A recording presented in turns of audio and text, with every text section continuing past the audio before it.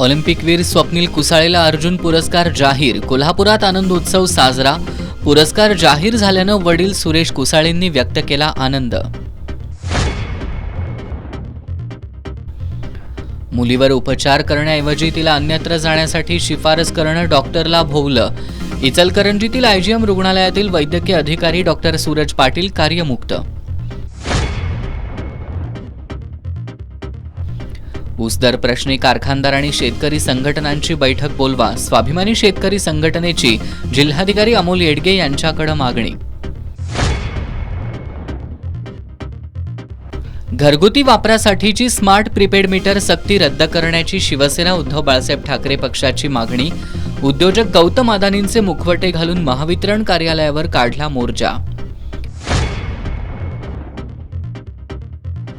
आणि शाहू छत्रपती केएसए ए डिव्हिजनच्या फुटबॉल लीगनं यंदाच्या फुटबॉल हंगामाला झाली सुरुवात.